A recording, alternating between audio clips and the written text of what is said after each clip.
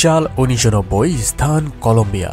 Rafael Herrera নামের এক বিশাল drug Lord পুরো কলম্বিয়া জুড়ে তার ড্রাগের সাম্রাজ্য গড়ে তুলতে থাকে, আর সমস্ত কলম্বিয়াতে তার আধিপত্য বিস্তারে গুম, খুন, হত্যা, অত্যাচার আর গৃহযুদ্ধ বাঁধিয়ে দেয়। সেই সাথে এই ড্রাগ লর্ডকে আরো শক্তিশালী করে তুলতে যুগোস্লোভিয়া থেকে একটি বিশাল গ্যাং তাকে অর্থ ও সামরিক বাহিনী দিয়ে সাপোর্ট দিয়ে যাচ্ছে। কলম্বিয়ার ড্রাগ লর্ড ও যুগোস্লোভিয়ার সামরিক বাহিনী পুরো কলম্বিয়াতে এমন ভাবে ছড়িয়ে যায়, যদি তাদের এখনো থামানো না যায় তবে সম্পূর্ণ কলম্বিয়া কয়েক ভাগে বিদ্ধ হয়ে পড়বে। আর এই সুযোগে যুগোস্লোভিয়া সম্পূর্ণ কলম্বিয়ার উপরে আক্রমণ করে সেটা নিজেদের দখলে নিয়ে নেবে। তাই আমেরিকার ভূখণ্ডকে রক্ষা করতে ইউনাইটেড স্টেট অফ আমেরিকার প্রেসিডেন্ট তাদের নেভি সিলের একটি টিম এই মিশনে পাঠায়। কিন্তু পরিবেশ আর যুগোস্লোভিয়ার সেই সামরিক বাহিনী এতই ডেঞ্জারাস ছিল যে উল্টা এই নেভি সিলের টিম খুব খারাপ ভাবে তাদের জালে ফেঁসে যায়। সেই সাথে তাদের উপরে টেররিস্ট ট্যাগ বসিয়ে দেয় যুগোস্লোভিয়ার সামরিক বাহিনী। এখন এই 5 জনের নেভি সিল কি পারবে নিজের প্রাণ বাঁচিয়ে জাতিসংঘের কাছে নিজেদের নিরপরাধ প্রমাণ করতে? যদি তুমি জানতে চাও এই মিশনে কি মারাত্মক সব পরিবেশ ও ভয়ানক সব বাহিনীর সাথে এই সিল টিমের মোকাবেলা করতে হয়েছিল, তাহলে তোমাদের দেখতে হবে 2009 সালের বিহাইন্ড এনিমি লাইন কলম্বিয়া মুভির এক্সপ্লেনেশন। সম্পূর্ণ ভিডিও জুড়ে তোমাকে টান টান উত্তেজনার মধ্যে দিয়ে নিয়ে যাবে, তাই একটু সময় নিয়ে বসে পড়ো আজকের ভিডিও দেখার জন্য। মুভির শুরুতে আমরা যুগোস্লোভিয়ার বসনিয়া শহর দেখতে পাই। সেখানে আমরা ওই দেশের আর্মি মেজর আলভারোকে দেখতে পাই, যে তার স্ত্রী ও ছেলেকে নিয়ে স্থানীয় একটি মেলায় ঘুরতে এসেছিল। কিন্তু যখন তার স্ত্রী ও ছেলে মিলে আমেরিকার মালিকানাধীন একটি দোকানের সামনে কিছু কিনতে যায়, ঠিক ওই সময়ে বিশাল এক বিস্ফোরণ ঘটে। মাত্র কয়েক সেকেন্ডের ব্যবধানেই সেখানে প্রচুর মানুষের প্রাণ হারায় এই জঙ্গি হামলায়। আলভারো দেখতে পায় এই হামলায় তার স্ত্রী ও ছেলে মরে তার চোখের সামনেই পড়ে রয়েছে।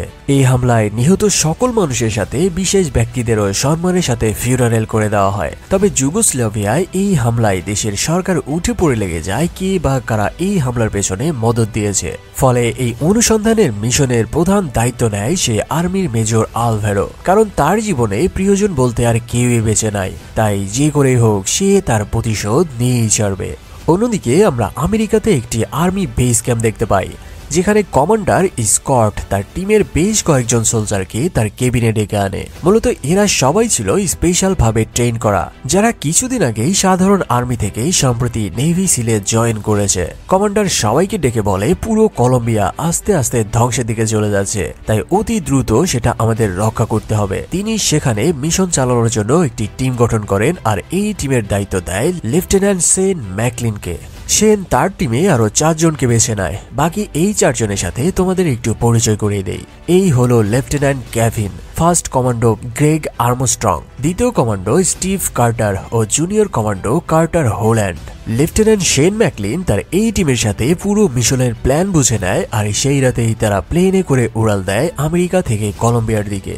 নির্দিষ্ট এরিয়ায় পৌঁছে তারা প্লেন থেকে লাফিয়ে পড়ে নিচের একটি জঙ্গলের মধ্যে শাখা নদীতে। পানি থেকে উঠে তারা আগে এয়ারবোর্ড বাতাস দিয়ে ফুলিয়ে রেডি করে নেয়। এবার বাকিরা তাদের ভয়ানক সব ওয়েপেন সেট আপ করে প্রত্যেকেই তাদের বডিতে 3টি করে ক্যামেরা ইনস্টল করে নেয়। এবার তারা সেই বোট নিয়ে পানিতে নামে আর আস্তে আস্তে অতি সাবধানে সামনের দিকে এগোনো শুরু করে। কিছু দূর আগানোর পরেই তারা থার্মাল ভিশনে সামনে একটি পানির মধ্যে তার দেখতে পায়, তাই তারা সেখানেই থেমে যায় আর একজন কমান্ডো পানিতে নেমে পড়ে সেটি দেখার জন্য।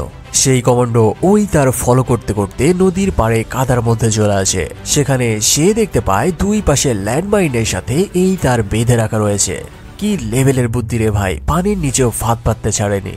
সেই কমান্ডো অতি সাবধানে সেই মাইনের সাথে লাগানো তারটি কেটে দেয়, আর আবারও তারা বোর্ডে উঠে সামনে চলা শুরু করে। চারিদিক নিস্তব্ধ আর মারাত্মক রকমের মরণ ফাঁদের মধ্যে দিয়ে তারা এগোতে থাকে। এদিকে আমেরিকান ক্যাম্প থেকে এই মিশন লাইভ দেখছিল কমান্ডার স্কট। সিল টিম পারে এসে তাদের বোর্ড ওপরে তুলে নেয়। এবার তারা জঙ্গলের মধ্যে দিয়ে সামনে এগোনো শুরু করে। কোথায় যে কোন ফাঁদ রাখা আছে সেটা বোঝার কোনো উপায় নেই, তবুও তারা অতি সাবধানে সামনে এগোনো শুরু করে। এবার কিছু দূর আগানোর পরেই সেখানে একটি জঙ্গি আস্তানা দেখতে পায়। এরপর তারা সেখানে ক্যামেরা সেট করে সেটা অন করে দেয় আর সেই ক্যামেরা লতাপাতা দিয়ে ঢেকে দেয়। সেখানে আগে পুরো এরিয়া দেখে নিয়ে এবার তারা কাঁটাতারের বেড়া কেটে একে একে ভেতরে ঢোকা শুরু করে। নেভি সিলের টিম ভেতরে প্রচুর পরিমাণ কলম্বিয়ান আর্মি দেখতে পায় যারা তাদের রাইফেল নিয়ে পেট্রোলিং করছিল। সিল টিমের উদ্দেশ্য ছিল সকল রকম রাডার ফাঁকি দিয়ে কৌশলে সেই আর্মিদের কাছে পৌঁছানো আর তাদেরকে এই মিশনে সামিল করে নেওয়া। তবে ভেতরে দেখা যায় এই আর্মি টিমের মেজর তার সম্পূর্ণ টিমকে ইন্সপায়ার করে যে করেই হোক তারা সেই ড্রাগ লর্ডকে এই কলম্বিয়া থেকে বিদায় জানাবে, আর এটা তাদের এখন প্রধান লক্ষ্য। মানে নেভি সিল আর কলম্বিয়ান এই আর্মিদের মিশন একই, কিন্তু নেভি সিল তো আর জানে না যে এই আর্মিরা তাদের উপরে অ্যাটাক করবে না, বরং তাদের দুজনের মিশন একই হতে চলেছে। তবে নিজেদের নিরাপত্তার জন্য তারা রাডার ফাঁকি দিয়ে লুকিয়ে লুকিয়ে ভেতরে যাওয়া শুরু করে। এভাবেই আস্তে আস্তে ক্যাম্পের ভেতরে যে কেভিন দেখতে পায় সেখানে প্রচুর পরিমাণ ড্রাগ রয়েছে আর অন্য রুমে রয়েছে কয়েকশো গ্যালন পেট্রোল। রুমের মধ্যে এইসব দেখে সিল টিম মনে করতে থাকে হয়তো এই কলম্বিয়ান আর্মিরাও সেই ড্রাগ লর্ডের হয়ে কাজ করে, কিন্তু মূলত এই ড্রাগসগুলো এই আর্মিরা সেই ড্রাগ লর্ডের আস্তানায় রেড দিয়ে জব্দ করেছিল। আর এই বিশাল পরিমাণ পেট্রোল তারা মজুত করেছে পরবর্তীতে ওই ড্রাগ লর্ডের পুরো আস্তানা পুড়িয়ে দেওয়ার জন্য। ভেতরে এসব চললেও বাইরে দেখা যায় কলম্বিয়ান এই আর্মি ক্যাম্পের ওপরে অ্যাটাক করে বসে যুগোস্লোভিয়া থেকে আসা একটি সশস্ত্র বিদ্রোহী আর্মি বাহিনী। সেখানে তারা সম্পূর্ণ ক্যাম্প ঘিরে নেয় আর প্রথমেই সেই মিটিং রুমে ঢুকে আগে পাইকিরি ভাবে পুরো কলম্বিয়ান আর্মি টিমকে মেরে মেরে সাধু করে দিতে থাকে। সবাইকে খতম করা হয়ে গেলে এবার আমরা এই বিদ্রোহী বাহিনীর লিডারকে দেখতে পাই। হ্যাঁ, এটাই সেই যুগোস্লোভিয়ার মেজর যার স্ত্রী ও ছেলে সেই জঙ্গি হামলায় মারা গিয়েছিল। সেখানে সবাই মারা গেলেও ভাগ্য করে কলম্বিয়ান আর্মির সেই মেজর প্রাণে বেঁচে যায়। তবে যুগোস্লোভিয়ার বিদ্রোহী বাহিনী এসে তাকে বন্দী করে ফেলে।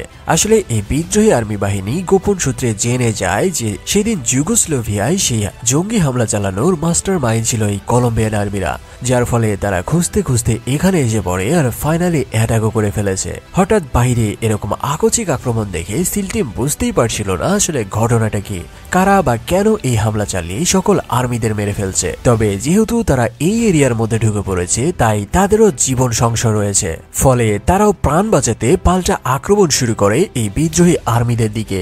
আর ওপর থেকে আরো একজন সিল তার স্নাইপার দিয়ে বাকি এই চারজনকে কাভার দিতে থাকে যেন তারা কোনো রকমে আবারও সেখান থেকে ফিরে আসতে পারে। সিল টিমের এই আক্রমণের কারণে যুগোস্লোভিয়ার বিদ্রোহী আর্মিরা মনে করতে থাকে হয়তো এই কলম্বিয়ান আর্মিদের সাথে আমেরিকান আর্মিরাও মদত দিয়ে যাচ্ছে, ফলে এবার তারা তাদের দিকে ধেয়ে আসা শুরু করে। মানে বুঝতেই পারছো সামান্য ভুল বুঝাবুঝি কি মারাত্মক রকমের বিপদ ডেকে আনতে পারে। সেখানে চলতে থাকে সিল ভার্সেস যুগোস্লোভিয়ার বিদ্রোহী আর্মিদের কঠিন যুদ্ধ, কেউ কারো থেকে কম নয়। সেখানে একে একে আরো বহু বিদ্রোহী আর্মি এসে শুরু করলে সিল টিম এবার নিজেদের যান বাঁচাতে পেছনে পালানো শুরু করে, কারণ যেই পরিমাণ বিদ্রোহী আসা শুরু করেছে আর যে ভয়ানকভাবে অ্যাটাক চালাচ্ছে তাদের এই 5 জনের সিল টিম কোনোভাবে এদের সাথে মোকাবেলা করতে পারবে না। কিন্তু পেছনে পালিয়ে আসার সময় সিল টিমের এক কমান্ডো গ্রে খারাপ ভাবে গুলিতে ঝাঁঝরা হয়ে যায় আর তাকে কাভার দিতে যেয়ে আরো এক সিল কমান্ডো স্টিভও গুলিবিদ্ধ হয়। তবে বাকি 3 জন মিলে কোনো রকমে স্টিভকে জঙ্গলের মধ্যে টেনে আনলেও গ্রেগকে তারা রেস্কিউ করতে পারে না, ফলে গ্রেগ সেখানেই গুলিবিদ্ধ হয়ে মারা যায়। এদিকে গুলিবিদ্ধ হয়ে স্টিভের প্রচুর ব্লিডিং শুরু হয়, ফলে তারা তাদের ওয়েপেন ক্যামেরা সবকিছুই ছেড়ে দিয়ে জঙ্গলের মধ্যে যাওয়া শুরু করে, কারণ এখন যেই পরিবেশ সৃষ্টি হয়েছে কোনো রকমে আগে নিজেদের জীবন বাঁচাতে হবে। কিন্তু এই বিদ্রোহী আর্মি বাহিনী যে কি পরিমাণ ভয়ানক হতে পারে তা তোমাদের ধারণার বাহিরে, যা তোমরা একটু পরেই দেখতে পারবে। সেই বিদ্রোহী আর্মিরাও সেই জঙ্গলের মধ্যে আসা শুরু করে আর এই জঙ্গলের মধ্যেই তারা সিলের উপরে আক্রমণ চালানো শুরু করে। লেফটেন্যান্ট সেন আগে সবাইকে নিজেদের হাইড করে নিতে বলে, তারপর সে তার মেশিন গান তুলে নিয়ে শুরু করে উড়াধুরা লেভেলের ফায়ারিং। সে একাই সেখানে এমন তাণ্ডব শুরু করে যে বিদ্রোহী আর্মিরা এবার টপাটপ মরা শুরু করে। তবে এই ভয়ানক ফাইট ব্যাক করেও সিল টিম কোনোভাবেই সেই বিদ্রোহীদের থামাতে পারছিল না। সেখানে চারিদিকে আরো বিদ্রোহী আর্মি আসা শুরু করলে আবারও তারা প্রাণ বাঁচাতে পেছনে সরা শুরু করে। ঠিক ওই সময়ে লেফটেন্যান্ট কেভিন পায়ে গুলিবিদ্ধ হয় আর সেই বিদ্রোহী আর্মিদের কাছে বন্দী হয়ে পড়ে। আর এভাবেই সিল টিমের একে একে সদস্য কমে যেতে থাকে। টিম মেম্বার কমে যাওয়ার থেকেও ভয়ের ব্যাপার হলো তার তারা এবার কেভিনের ওপরে টর্চার চালাবে আর তাদের পুরো মিশনের প্ল্যান তারা জেনে নেবে, যেটা তাদের জন্য মোটেও ভালো কিছু বয়ে আনবে না। তাই যেভাবেই হোক কেভিনকে উদ্ধার করতে হবে। তবে তার থেকেও বড় বিষয় হলো যে হারে আক্রমণ চলছে তাদের ওপরে, এখন তাদের নিজেদেরই যান বাঁচানো দায়। তাই তারা কেভিনকে রেখেই সেখান থেকে বোর্ডের দিকে যাওয়া শুরু করে। কিন্তু তারা বোর্ডের কাছে যাওয়ার আগেই সেই বিদ্রোহী আর্মিরা আরপিজি অ্যাটাক করে তাদের পুরো বোর্ডটাই উড়িয়ে দেয়। মানে বুঝতেই পারছো এই জঙ্গল থেকে বেঁচে ফেরার কোনো পথই নাই, কারণ পেছনে ধেয়ে আসছে সশস্ত্র একটি বিদ্রোহী আর্মি গ্যাং আর এই জঙ্গলে রয়েছে ভয়ানক সব ফাঁদ। লেফটেন্যান্ট শেন তার জুনিয়র কমান্ডো কার্টারকে সাহস দিতে থাকে আর যে কোনো পরিবেশে টিকে থাকার জন্য মোটিভ করে সামনে এগোনো শুরু করে। পরিবেশ একটু ঠান্ডা হলে আশেপাশে ফায়ারিংও কমে যায়, ফলে তারা দুজনেই ঝোপের মধ্যে নিজেদের লুকিয়ে নেয়। তবে সেই বিদ্রোহী আর্মিদের একটি বাহিনী তাদের খুঁজতে খুঁজতে সেখানে এসে পড়ে। তারা কোনো রকমের নিঃশ্বাস বন্ধ করে চুপ করে নিজেদের আড়াল করে বসে থাকে। ভাগ্য ভালো থাকায় তারা সিল টিমদের এড়িয়ে চলে গেলে এবার ঝোপ থেকে তারা বেরিয়ে আসে আর পেছন থেকে একজন আর্মিকে মেরে ফেলে।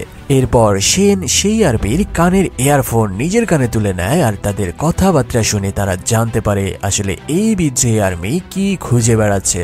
অন্যদিকে জঙ্গলের বাইরে দেখা যায় আর্মি মেজর আলভেরো তার টিমের মৃত সকল আর্মিদের একটি গাড়িতে তুলে নেয়।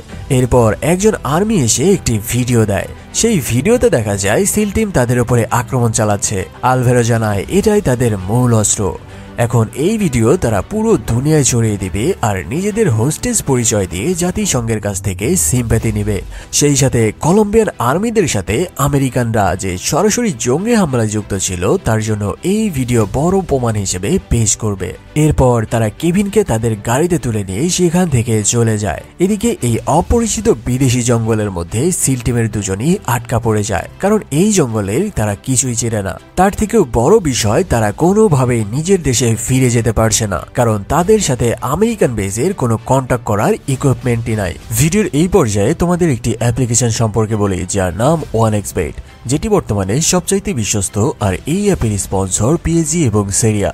17 নভেম্বর থেকে শুরু হতে যাচ্ছে আন্তর্জাতিক মাস্টার লিগ, তাই সমস্ত ক্রিকেট প্রেমীদের কাছে তোমার প্রিয় দলকে সমর্থন করার এটাই দুর্দান্ত সুযোগ। এই অ্যাপে তুমি সকল ম্যাচের লাইভ ফলাফল দেখতে পারবে এবং সেই সাথে ম্যাচটিও লাইভ দেখতে পারবে। এখানে তুমি স্কোরের পূর্বাভাস দিয়ে বাজিও ধরতে পারবে, উদাহরণস্বরূপ কোন দল জিতবে, কোন দল কত রান করবে এবং কে সর্বোচ্চ স্কোর পাবে ইত্যাদি ইত্যাদি। এছাড়াও বিএমডব্লিউ গাড়ি, আইফোন, ল্যাপটপ এবং আরো অনেক নগদ পুরস্কার জেতার সুযোগ রয়েছে। এছাড়াও বিভিন্ন ধরনের গেম রয়েছে যা তোমার পছন্দ মতো বেছে নিতে পারবে।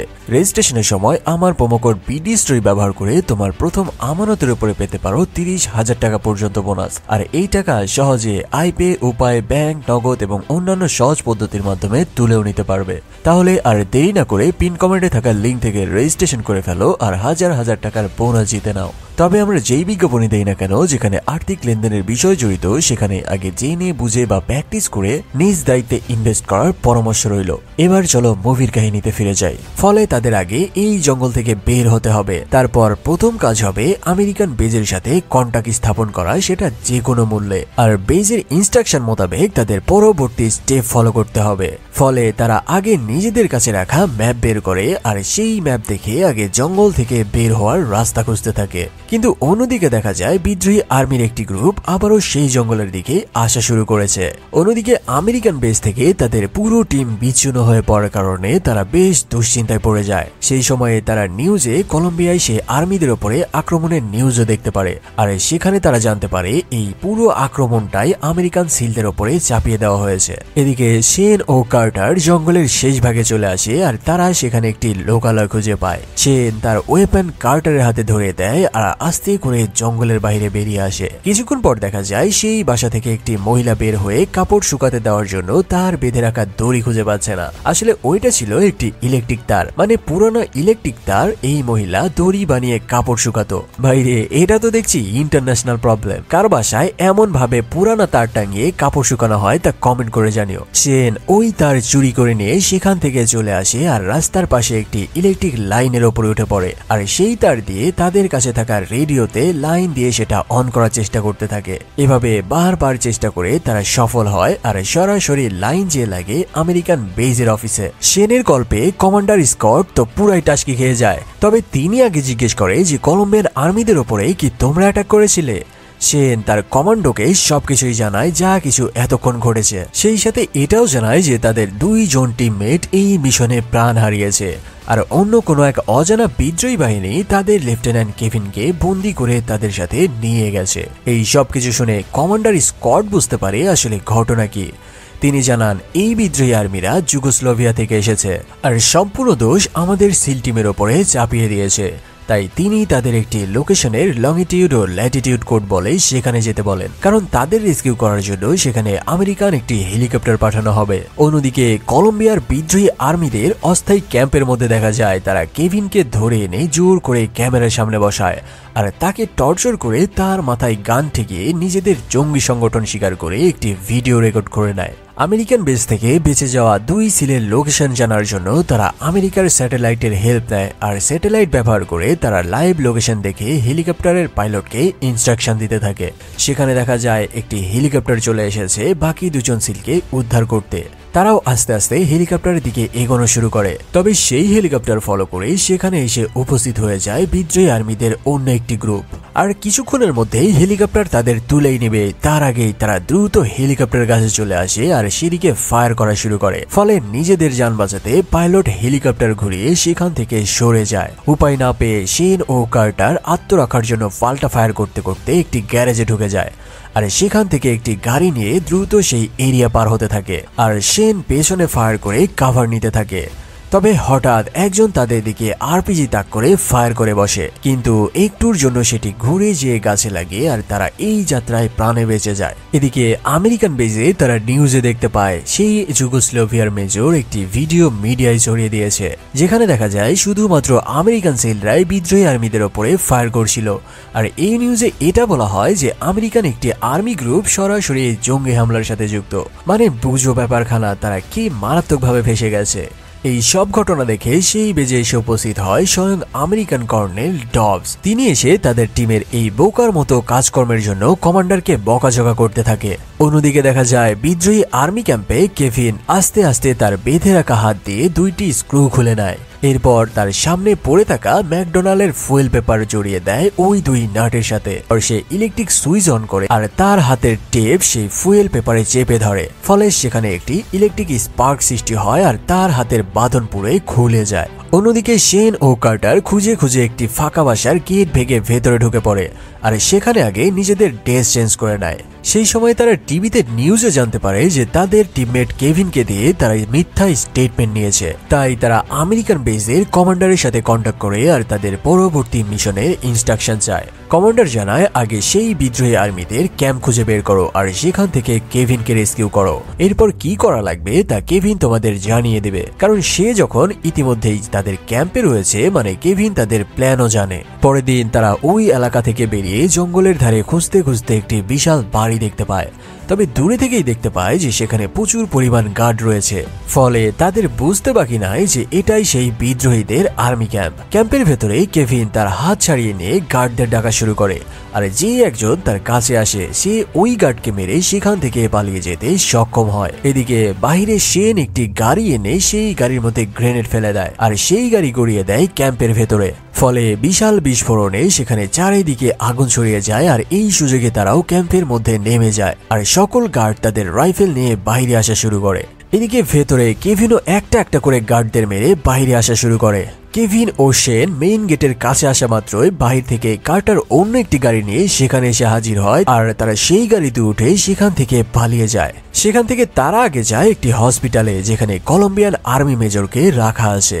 শেন কৌশলে একটি আগে অ্যাপ্রন চুরি করে নেয়, তারপর ডাক্তারের ছদ্মবেশে সেই রুমের দিকে যেতে থাকে। সে ওই গার্ডদের মেরে সহজেই ভেতরে চলে যায় আর সেই জেনারেলকে গান পয়েন্ট করে জিজ্ঞেস করে সেই ড্রাগলর্ডের ঠিকানা কি আর এই বিদ্রোহী আর্মিরা কেন তাদের পেছনে পড়েছে। মেজর জানায় আমরাও সেই ড্রাগলর্ডের অস্তিত্ব খুঁজতে যেয়ে আমাদের সম্পূর্ণ একটি ইউনিট তারা মেরে ফেলেছে আর এই বিদ্রোহী আর্মিরা সেই ড্রাগলর্ডের হয়ে কাজ করে। সেখানে মেজর তাকে একটি ঠিকানা বলে যেখানে তারা ড্রাগের কারবার চালাচ্ছে। এসব শুনে শেন সেই মেজরকে ছেড়ে দেয় আর এবার সেই বিদ্রোহী আর্মিদের লিডার আলভেরোকে কিভাবে খাওয়া যায় তার প্ল্যান খুঁজতে থাকে।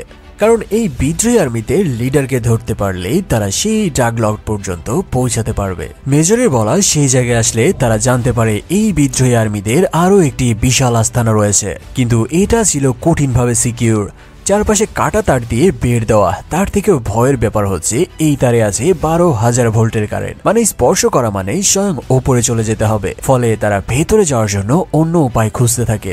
সেখানে তারা একটি এক্সস্ট পানির লাইন দেখতে পায়, আর এই লাইনে ভেতরের বর্জ্য পানি বাহিরে বেরিয়ে আসে, মানে অবশ্যই এই লাইন ভেতর থেকে এসেছে।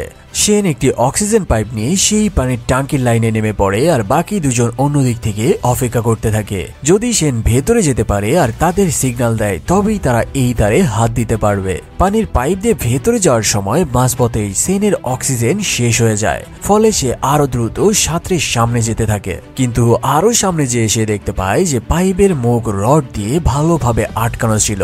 সে কি করবে কিছুই বুঝতে পারছিল না, কারণ সে আর পেছনে ঘুরে যেতে পারবে না। অল্প কিছুক্ষণের মধ্যেই তার দম ফুরিয়ে আসবে। সে বারবার ওই রডে লাথি মারতে থাকে, কিন্তু কোনোভাবেই সেটা খোলা যাচ্ছিল না। এদিকে তার দম প্রায় শেষ হয়ে গেছে।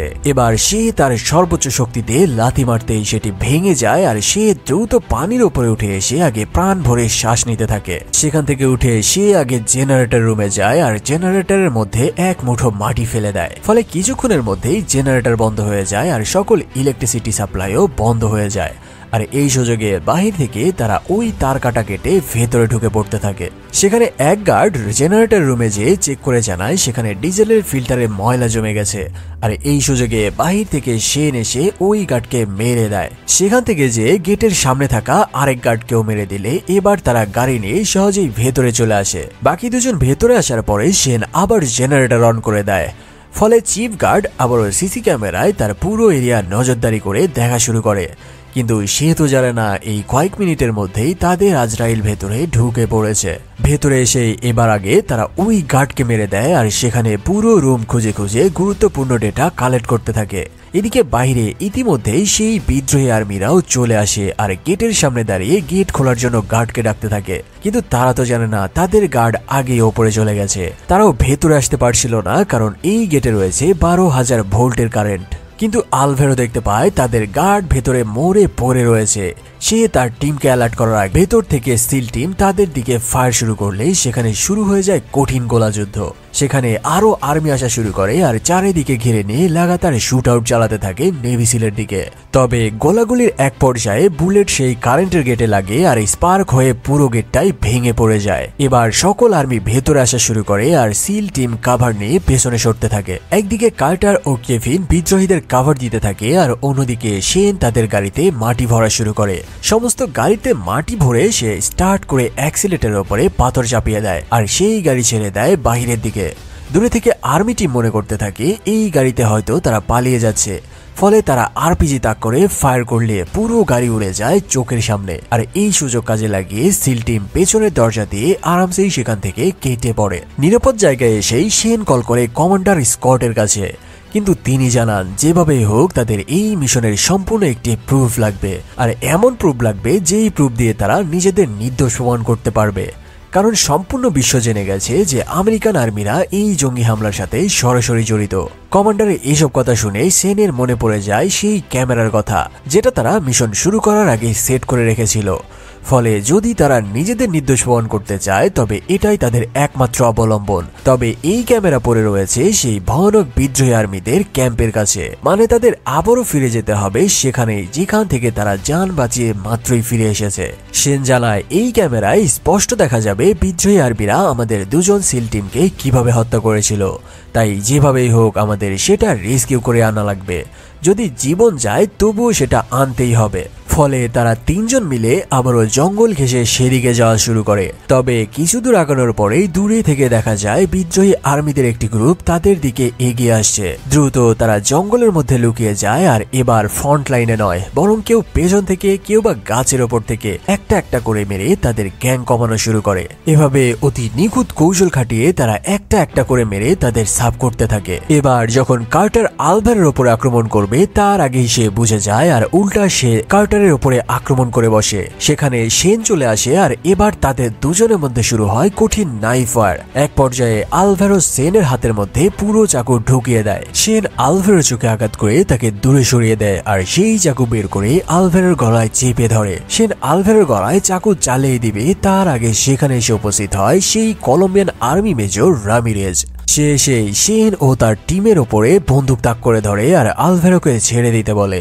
হ্যাঁ, এতক্ষণ তোমরা কলম্বিয়ার যে ড্রাগ লর্ডকে খুঁজছিলে, এটাই সেই Colombian drug lord Rafael Herrera ওরফে কলম্বিয়ান আর্মি মেজর রামিরেজ। আর সেই এই যুগোস্লোভিয়ার আর্মিদের নিউজ দিয়েছিল যে তাদের দেশে জঙ্গি হামলায় কলম্বিয়ান আর্মিদের সাথে আমেরিকান আর্মি জড়িত রয়েছে। আর এবার সে নিজের পরিচয় রিভিল করে দেয়। তবে এদিকে তখনও আলভারো জানতো না যে এই মেজরই সেই ড্রাগ লর্ড। যখন সে এই বিষয়টা জানতে পারে, এবার তার কাছেও এটা ক্লিয়ার হয়ে যায় যে তার স্ত্রী ও ছেলে যেই হামলায় মারা গেছে সেটা আর কেউ নয়, বরং এই মেজর রামিরেজই করিয়েছিল। কারণ সে এই মিশনে আসার আগেই তাদের যুগোস্লোভিয়ার ডাটাবেজ অনুসারে তাদের দেশে হামলা সেই করিয়েছিল, যে এই কলম্বিয়ার কুখ্যাত ড্রাগ লর্ড। মানে এবার আলভারোর কাছে সবকিছুই ক্লিয়ার হয়ে যায় যে আসল মাস্টার মাইন্ডকে। আর্মি মেজর রামিরেজ আলভারোকে অর্ডার দেয় সিল টিমের সবাইকে শুট করে মেরে দিতে, কিন্তু আলভারো আবেগে বলতে শুরু করে, তাহলে তুই সেই কুলাঙ্গার যে আমার স্ত্রী ও ছেলেকে মেরেছিলি। এসব শুনে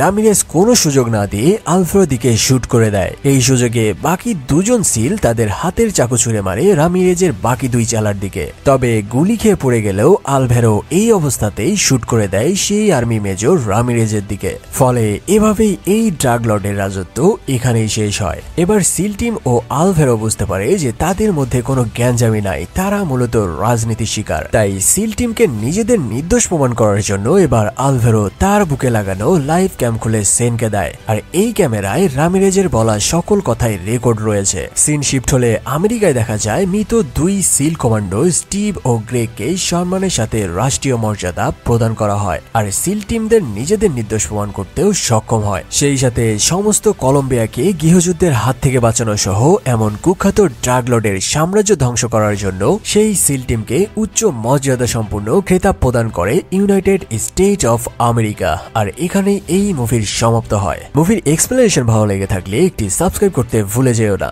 সেই সাথে একটি লাইকও করে দিও প্লিজ। দ্রুতই আসছে নতুন আরো এক মুভির এক্সপ্লেনেশন। সে পর্যন্ত ভালো থাকো, সুস্থ থাকো, ধন্যবাদ।